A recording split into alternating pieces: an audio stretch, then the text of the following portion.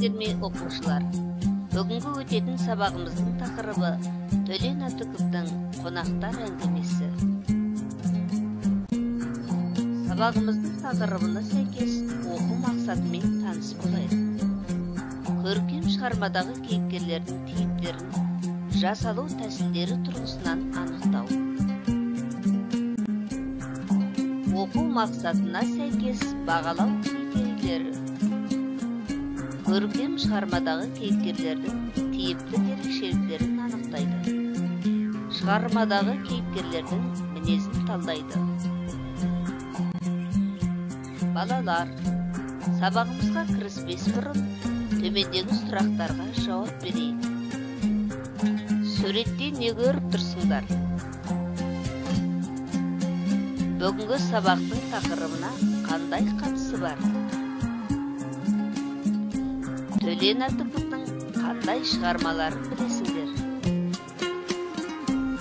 Ендеше бейнебаянға назар аударайық. Жазушы Төлен Әбдіковтің қонақтар әңгімесі бүгінгі күнде де өзектілігін жоғалтпаған үлкен әлеуметтік мәселені көтерген шығарма. Шығармада бар жүкті Ерғабыл шалдың ой толғанысы, іс-қимылы, сөзі мен өзгелермен қарым-қатынасы көтеріп тұр десе болғандай. Курорттан қайтып келе жатып, соғып кететіндігінен хабар берген, жылына бір рет қана келіп кетер баласы Сапабекті күткен әкенің ойы, арманы. Жаратқаннан күтер тілегі бар, бірақ оны сөз саптасымен немесе қимылымен білдірмесе, ашып көрсетпейді. Ұлттық болмыстан айырылып бара жатқан жалғыз баласы Сапабектің табыстары жер дүниені кезіп, шетелдерде болып көпті көргендігі әкі үшін мақтаныш емес.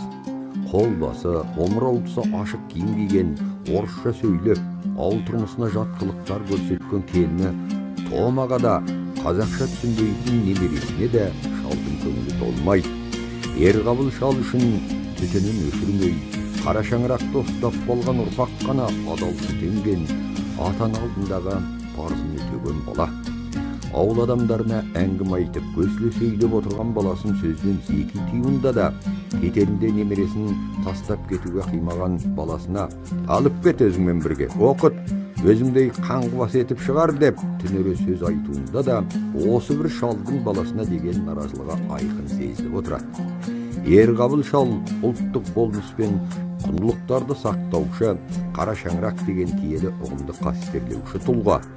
Сапабек әкесі үшін парыз, қарыз, борыш ұғымдарын ұғына жете түсінбейтін, бүгінгі күнмен ғана өмір сүруші бала. Көтерген тақырыбы ауыр болғанымен, сөз орамдары мен айшықты сөздер еркін қолданылған шығарманың тілі жеңіл, оқушыны баурап аларлық сюжеттер жетісі айқын. Берілген бейнебаян бойынша жазылым тапсырмалар орындайық.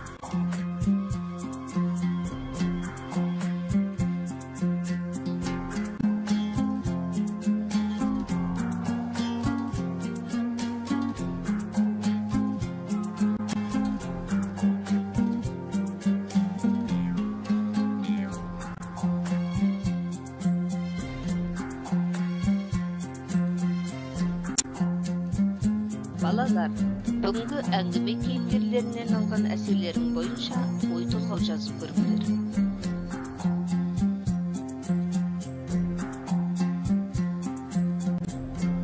Кері байланыс. Бүгін сіз үшін не маңызды және қызықты болды? Сіз қандай сұрақтар бойынша нақты жауап алдыңыз? Сіз үшін бүгін не қиын болды? Сіз үшін не жеткіліксіз болды?